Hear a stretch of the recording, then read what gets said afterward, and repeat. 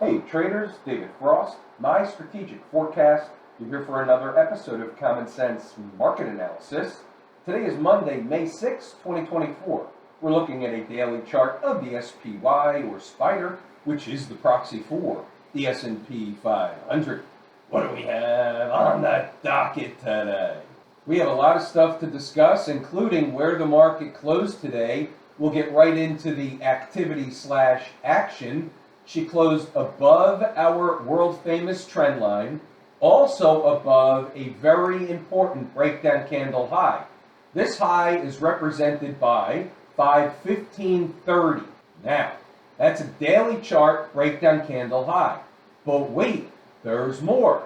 You go over to a weekly chart, and you'll notice the same high at 515.30 is on a weekly chart. So the most important thing is the closing of the week, intraday or intra-week. They can close daily above that. However, Friday closing above that is a whole new type of situation. The market is bullish or less bearish or non-bearish above 515.30. We've been talking about that ever since we started with the first down leg. What happened last week? Well, they came into a support area at 499.60 or 75, was a cover for the short on the swing trade in the SPY. Many traders had options. They got paid handsomely, and here they are just a couple of trading days later, all the way back above the trend line, the breakdown candle high, just a rip-roaring, rocket ride, pie in the face situation for the traders that were shorting while we were covering the shorts. Funny how that works. Write that down. Put it on a sticky note. Let's talk about something else. Let's say the market does keep going higher. What is the next major place of overhead resistance? Major place. There's some give or take in there, but it is 519.80. That is the number. Obviously, it's a stone's throw away from 520, which is a fat round number. Sometimes they come up short, other times they spike them through. The number, the calculator-driven number, is 519.80. Write that down, put it on a sticky note. Doesn't mean they will get there, certainly doesn't mean they have to get there, but if they do get up there, that is a place of overhead resistance. What's more, above all the moving averages, what is the trend? The trend is your friend until it's over. Above all the moving averages on the daily chart, above all the moving averages on the weekly chart. Remember, she came in to test the 20-week moving average, bounced off of it, and here we are with a pretty healthy bounce off the 20-week moving average. How about the volume today? How was the volume today in comparison to other periods where we had a big move up or a big move down? Was there institutional participation? The answer is no. You could see waning volume here. This is today's volume candle, and you can see where it is in relation to all the other candles. It's very low volume, which means on its face that there was very light institutional participation. That doesn't mean price didn't move up. It did. It just means it's not like we had a bunch of institutions running for a new leg higher, driving up the tape on volume. Price is the absolute. The volume doesn't matter when it relates to price. We use volume as a gauge. Like, for example, if this was a huge volume spike higher today, or on Friday, for example, and today following with a follow-through heavy volume day, that would mean institutional participation, and we would take that at face value saying, hey, look, looks like they're starting a new leg higher. It's possible, but without the institutional volume behind it, it's not necessarily probable. This is a probabilistic business. What's this chart all about? HIG, Hartford Financial. This is from the Lazy Swing Trader Automagical Algo System.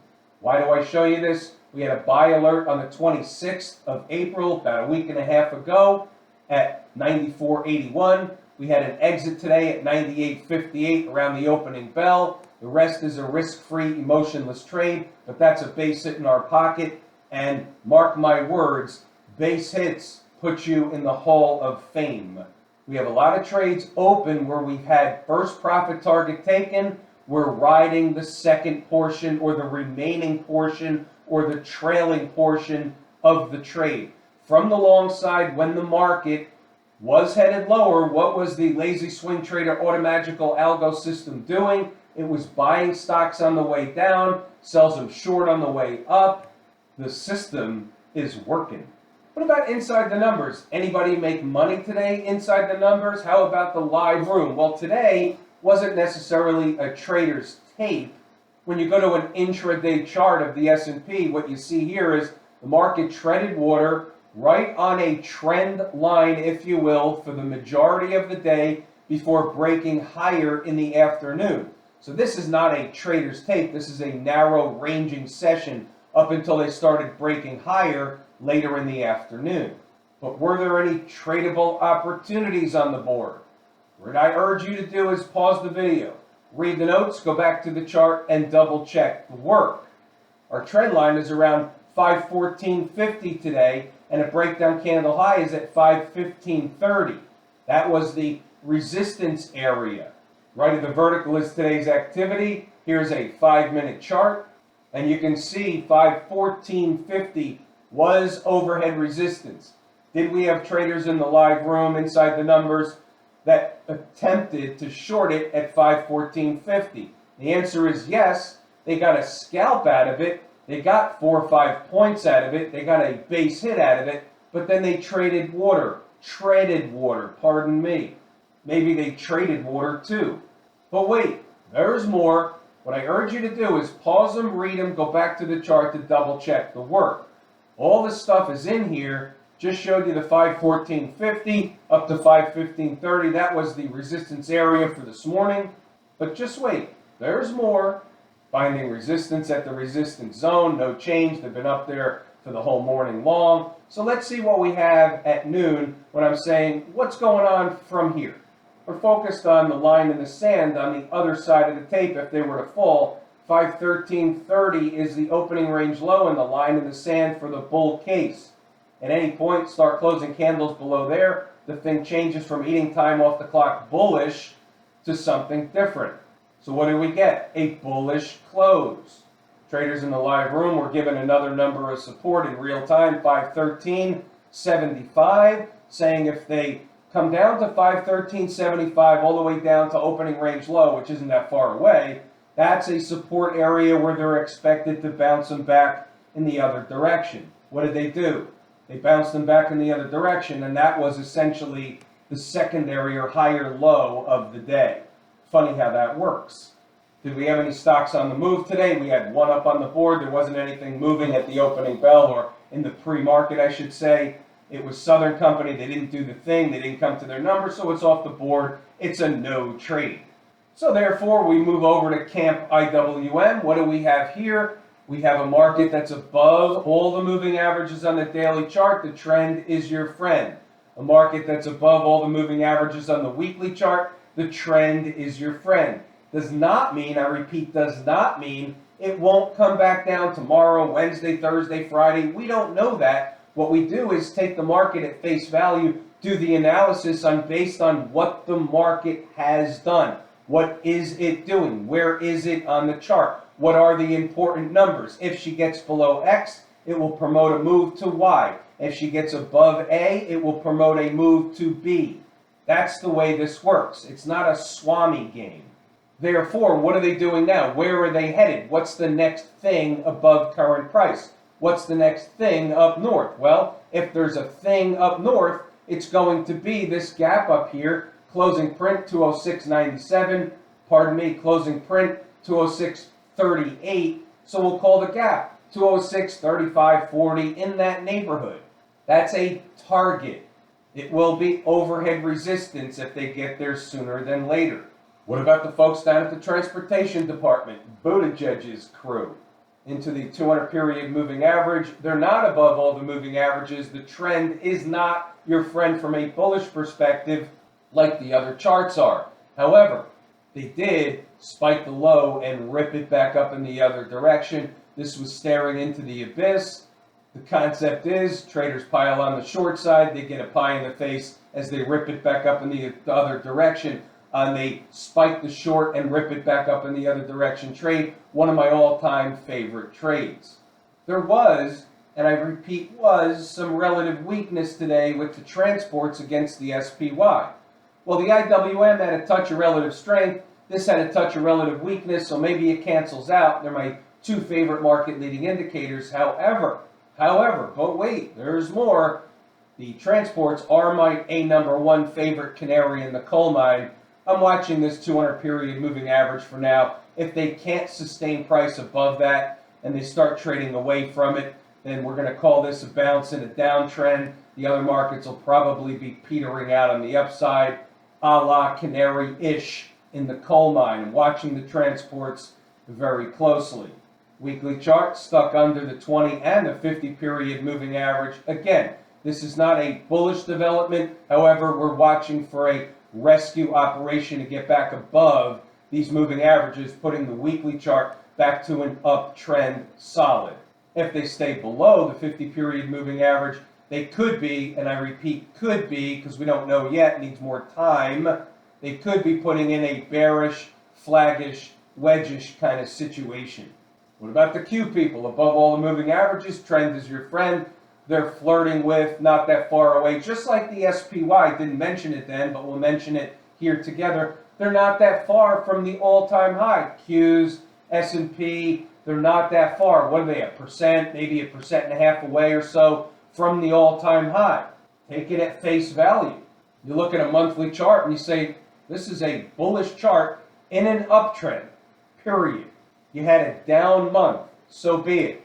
Did you have any down months or two on the way up in this rally? The answer is yes, you did.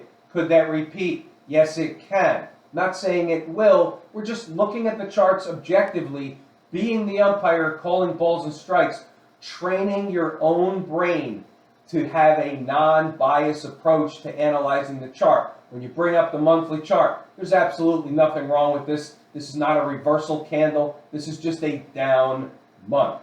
You go to the weekly chart and you say, look, what if they close the week above this breakdown candle? Guess what? You're going to find them at the all-time highs in pretty short order. The simplistic reason to understand why that occurs is because it's not that easy, A, to run a test of a breakdown candle high right away, and B, close weekly above a new candle, one that was just created, a big-time breakdown candle high just a few weeks ago. All of a sudden, they're right back here. And if they close above it, that's a bullish development. It's not that easy for the market to do. So what we do is we take that at face value and we respect it. Look at this. What about the XLF? Didn't we draw this last week? Said this was a bullish, pullback, flaggish situation. I never even moved these lines. That was on there from earlier, meaning last week sometime. And what are they doing now? Breaking above. They've gotten below the 50 and the 20 period moving average. Now they just recaptured the 50 period moving average. Above all the moving averages, trend is your friend. Weekly chart, above all the moving averages, trend is your friend. Now, on a weekly basis, we'll get rid of these lines for a second. On a weekly basis, this could still be a wedge pattern inside a big-time breakdown candle. That is possible. On a daily chart, they're setting up for a move higher. They're starting to push higher. What are they maybe doing? What may they be doing? How about closing this gap up here and at the same time running a test of this breakdown candle high area? See how all the charts kind of come together? They all work together. When they're doing one thing on one chart, it's because they're trying to accomplish something else on another chart, another time frame.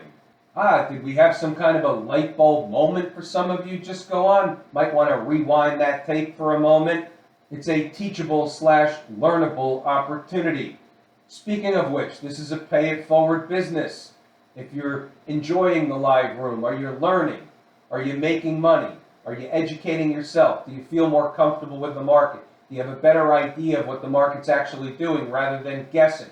Post it under the video. Help a brother out. I'm not the brother. The brothers and sisters are all the other traders out there, all the other people out there trying to make a go of it. If you're finding success and you think this is a place where others can find success, tell them about it. They don't believe me, they believe you. I can talk till I'm blue in the face, I can tell them how great I am. That's not the point. I don't want to do that. I want other people to say, hey, this is a place where you can actually learn stuff that you can take into the future. Help a brother out. What about smash mouth? Looks like all the other charts, breaking above all the moving averages, back above the 50-period moving average. Trend is your friend. What's the weekly chart look like? They tested, just like the SPY, tested the 20-week moving average and had a pretty stout and quick, relatively speaking, bounce away from the 20-period moving average, right back up to the point in which they broke down from. Sound familiar? I would think so. Why is that? Because markets like to come back and retest an area that they broke out or broke down from. We use that information on trades, whether they be swing trades, day trades, talk about it all day long in the live room, look at charts and identify these areas in the live room, pinpoint the numbers using this type of information. It's a learnable thing. If I told you how much I appreciate each and every one of you, without you, these videos are not possible. That is true and accurate information. We're pulling the ripcord here today. I'm David Frost, My Strategic Forecast. Thanks again for tuning in to another episode of Common Sense Market Analysis.